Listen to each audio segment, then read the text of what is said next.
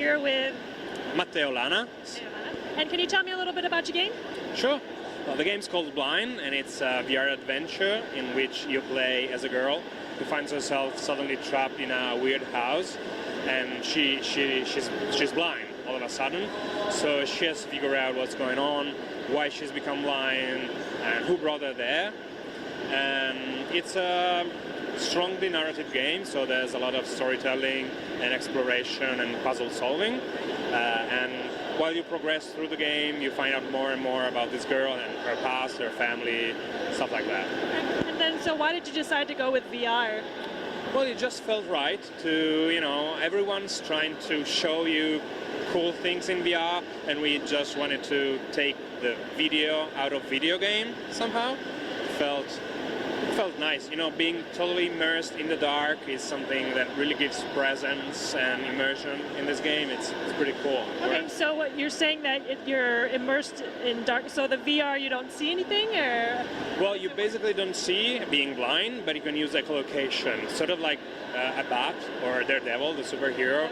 You can either make sound yourself with your cane, you can tap it around, or you can use environmental sound to navigate, so your brain interprets audio waves as sort of light waves in a way, so you can sort of see what's going on around you. So I'm seeing over here, like, right now it's dark, and then you can kind of, like, walk around, and some things are lit up. Did he, like, run into something, or? I'm sorry, what? So, like, some things are kind of lit up over here. Yeah, it's because there's a gramophone in the room that's playing some music, so it acts sort of like a lighthouse for the player. There are some light points around the environment that help you navigate, even if you don't use your cane to see. And then, so what kind of inspired just this idea for the game in general? Well, we had this idea at 2014's Global Game Jam, where the theme was, we don't see things as they are, we see them as we are, and we thought, like, what if we are blind? What do we see? And of course, it's nothing. So the first idea was just to have a black screen and just some noises. Then it was kind of unplayable, so we added the echolocation, and it started working. So after like a couple of weeks, we found out about VR. I mean, we had heard about VR. We weren't really thinking of making a game in VR, but then it felt right. We gave it a try, and it's working. It's been a long way because we were doing work for hire back then, so we actually started working on the game in 2015.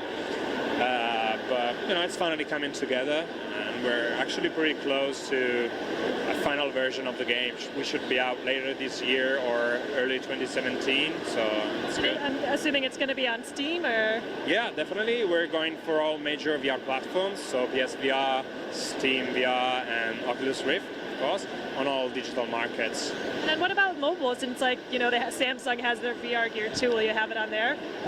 It's going to be tough because VR is kind of heavy for, requirements-wise. So being a complex game, we may give it a try at some point if a mobile VR headset actually reaches enough power to handle it. We might give it a try. We actually haven't even tried yet, but why not? Awesome. Thank you so much. Thank you.